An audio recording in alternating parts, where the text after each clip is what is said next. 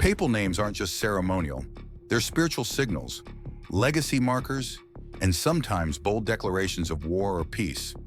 When a new pope is elected, one of his first decisions is choosing a name. And that name? It speaks volumes before he even says a word. For centuries, popes have chosen names to align with saints, honor predecessors, or distance themselves from turbulent legacies.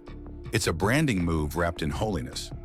Now imagine the moment Pope Leo XIV emerged onto the balcony. His first public act wasn't a speech or a decree, but a name. And not just any name, Leo, a title buried for more than 100 years, revived with surgical precision. Why Leo? Why now? The last Leo helped shape the church's stance on labor rights. The first Leo confronted invaders with faith alone.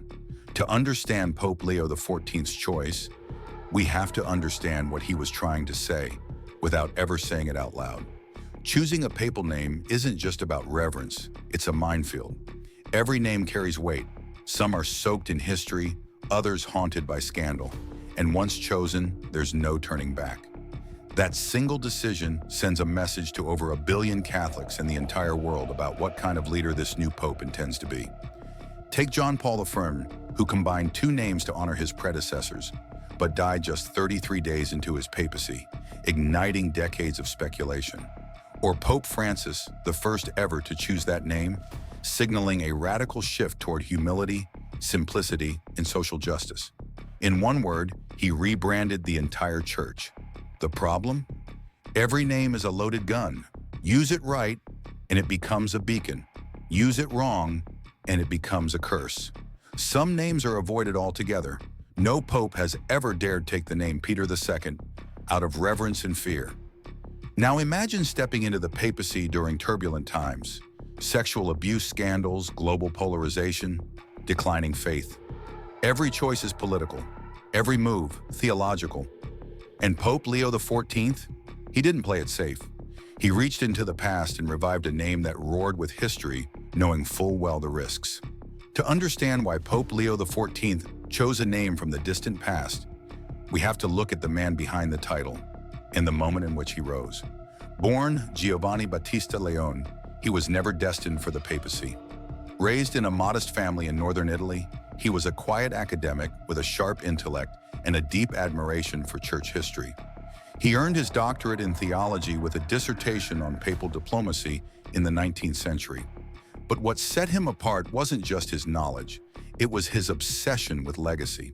Specifically, the legacies of 2 men, Leo I and Leo XIII. Leo I, also known as Leo the Great, reigned in the 5th century. He faced off against Attila the Hun, not with armies, but with words. In one of the most legendary encounters in papal history, Leo met Attila at the gates of Rome and persuaded him to turn back. He was a pope who led not just with prayer, but with spine. Leo I defended doctrine, stabilized the church, and is still remembered as one of the greatest theologians of the early Christian era. For Leo XIV, this wasn't just inspiring, it was instructive. Fast forward to Leo XIII, the intellectual giant of the 19th century. He authored the groundbreaking encyclical Rerum Novarum, which laid the foundation for Catholic social teaching. He spoke directly to the working class during the rise of industrial capitalism and was one of the first popes to actively engage with the modern world. He embraced science, encouraged education, and rebuilt bridges between the church and a rapidly changing society. Leo XIII brought relevance to the papacy again, and did so without compromising on doctrine. Now picture the context Pope Leo XIV was walking into, a church fractured by scandal, division, and a widening gap between doctrine and daily life. Faith in the institution was plummeting. Traditionalists were clashing with reformists. Young Catholics were walking away in record numbers. Meanwhile, the world was becoming increasingly secular, digital, and deeply polarized. The church was being asked questions it wasn't prepared to answer about gender, power, modern ethics, and transparency. Giovanni Battista Leone knew exactly what he was doing. By choosing Leo, he tied himself to strength, doctrine, diplomacy, and daring. He wasn't going to be just a spiritual leader.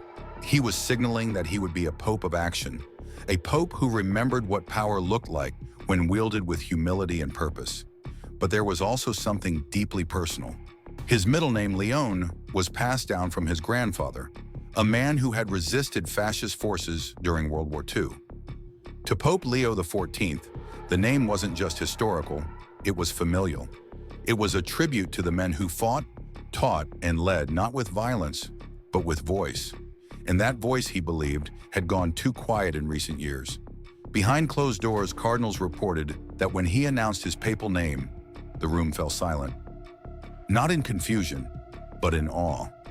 No one had used that name since 1903. The message was clear. This would not be business as usual. The church would no longer whisper, it would roar again. By reviving Leo, he wasn't just stepping into the shoes of giants. He was declaring that the church must once again be a roaring voice in a chaotic world. One that doesn't retreat, but engages. That doesn't fear dialogue, but demands it. And above all, one that leads with courage. The moment Pope Leo XIV revealed his name wasn't just symbolic. It was a calculated masterstroke. Inside the Sistine Chapel, after the final vote had confirmed his election, the room hushed as he leaned toward the Cardinal Dean and whispered, Leo. A name no one had dared utter since 1903. For a split second, there was confusion, then recognition, then tension. Cardinals exchanged glances, not in disapproval, but in awe. They knew exactly what this meant. By choosing Leo, he wasn't reaching for popularity, he was invoking power. He had tied himself to centuries of spiritual muscle. He wasn't just stepping into the shoes of tradition, he was dragging that tradition into the glare of the 21st century. And outside, when the name echoed across St. Peter's Square, the reaction was instant. Gasps, cheers, silence. Historians knew, scholars knew, even casual Catholics could feel it. Something was different. In an age of compromise and caution, Leo XIV did something rare. He chose clarity, he chose boldness, he chose to roar. And in that exact instant, the world saw not just a man in white, but a leader ready to bring the past crashing into the future. Pope Leo XIV didn't just choose a name, he chose a statement. In reviving Leo, he reached back to the roots of papal strength.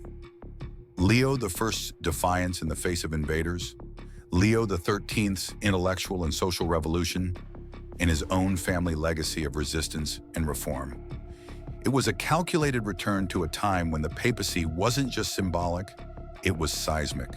His choice came at a time when the church was fighting to remain relevant, respected, and spiritually authentic in a fast-changing world. With scandals, global criticism, and internal division threatening its voice, Leo XIV's name served as both a challenge and a promise. To be bold, to be unafraid, and to lead not from the sidelines, but from the front. It's rare that a single word, a name, can hold so much weight. But that's the power of history. That's the power of legacy. And that's the power Pope Leo XIV understood when he chose to roar instead of whisper. In a world full of noise, his name was a signal. And for many, it's one that still echoes with possibility. So now I want to hear from you. Do you think names still hold power? And what message do you think Pope Leo XIV was trying to send with his choice? Drop your thoughts in the comments below. If you enjoyed this deep dive into church history and symbolism, hit that like button and make sure you're subscribed. There's another video in this series where we explore the most controversial papal names of all time. And trust me, some of them nearly split the church in two. Click over to watch it now. You won't believe what happened.